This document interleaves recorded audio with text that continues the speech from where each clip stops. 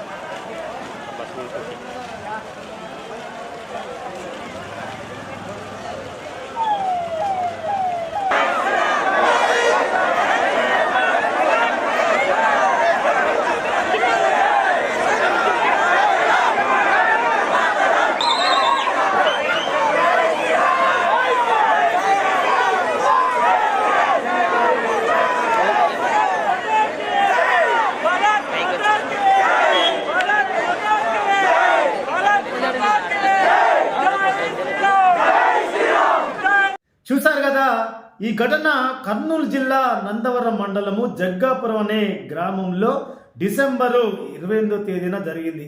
నాడే ఈ వీడియో నా దగ్గరికి వచ్చినప్పటికీ నాకు కొంత సమయం లేని కారణం చేత ఈరోజు ఈ వీడియోని మీ ముందుకు తీసుకొస్తా ఉన్నాను.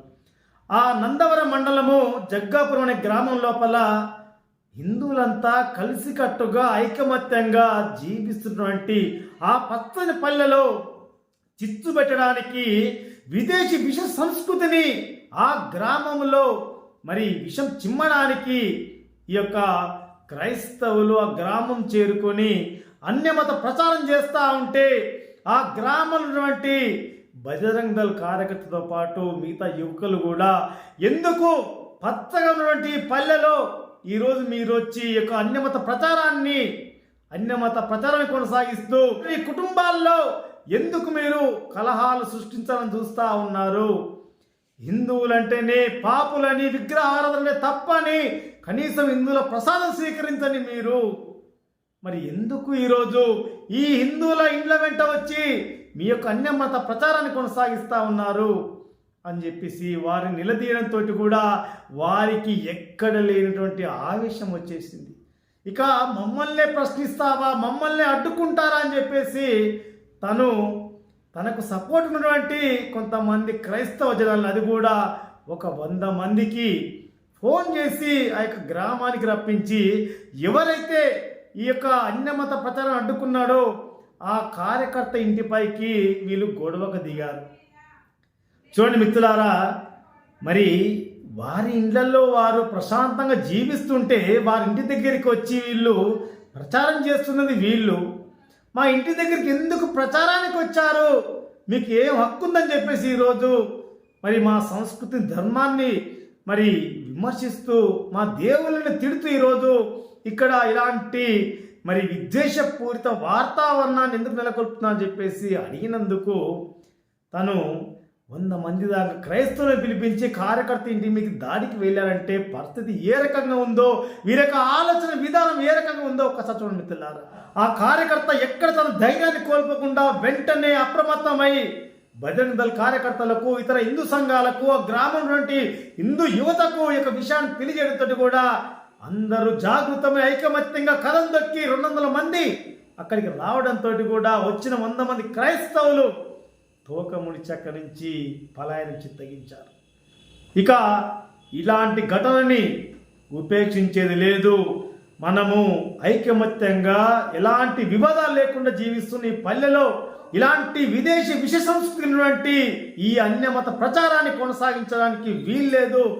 ఎవడొస్తాడో రండి, మేము అన్నిటికీ సిద్ధం అని చెప్పి మరుసటి రోజు కూడా గ్రామంలో కడప ప్రతి ఒక్క ఇంటి నుంచి యువకులంతా కదిలి ఆ గ్రామం అంతా కాషాయ ధ్వజాలు ఎగిరేసి జై కొట్టి మరి కథం దొక్కి నడిచారు.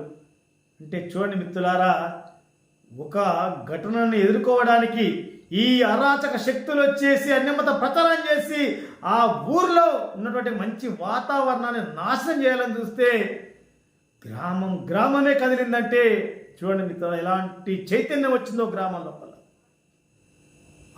నిజంగా కూడా జగ్గాపురం గ్రామస్తులకు అందరికీ కూడా నేను శిరస్సు వంచి రాష్ట్రీయ శివసేన తరపున హృదయపూర్వక ధన్యవాదాలు తెలియజేస్తా ఉన్నాను. మీరు కనబరిచినటువంటి ఈ ఐక్యత ఎంతోమంది కూడా స్ఫూర్తినిస్తుంది. ఎందుకంటే మనము ఎక్కడ కూడా ఎవరికి కూడా భయపడాల్సిన పని లేదు. ఎందుకంటే ధర్మం కోసం, ఈ దేశం కోసం నిస్వార్థంగా దేశభక్తితో జీవిస్తుంది మనం. కానీ ఇలాంటి సంస్కృతి కలిగినటువంటి భారతదేశం లోపల ఈ అన్యమత ప్రచారాన్ని చేస్తూ విదేశీ విష సంస్కృతిని రగిలించి మరి కుటుంబాల్లో కలహాలను సృష్టించి కుటుంబాలను విచ్ఛిన్నం చేస్తూ ఈ వ్యవస్థను నాశనం చేస్తున్నది ఈ క్రైస్తవులు. కాబట్టి ఇలాంటి దుర్మార్గులను అడ్డుకోవడానికి ఖచ్చితంగా హిందూ సమాజం ప్రతి చోట ఈ జగ్గాపురం గ్రామస్తుల్లాగా ఊరు వాడ ఏకమైనట్టు గడప కదం దక్కినట్టు ప్రతి ఒక్కరు కూడా ముందుకు రావాల్సిన అవసరం ఉంది. నిజంగా కూడా జగ్గాపురం గ్రామస్తులు చూపెట్టినటువంటి ఆ ఐక్యత చాలా మంది కూడా స్ఫూర్తిగా నిలుస్తూ ఉంది. ప్రతి ఒక్కరు కూడా ఇలా ఆలోచిస్తూ చుట్టూ ఉన్నటువంటి హిందూ సమాజాన్ని జాగృతం చేసి ఈ యొక్క అన్యమత ప్రచారాన్ని అడ్డుకుంటారని చెప్పేసి కోరుకుంటూ మీ తాడోజు శ్రీనివాసాచారి. జై శ్రీరామ్, భారత్ మాతాకి.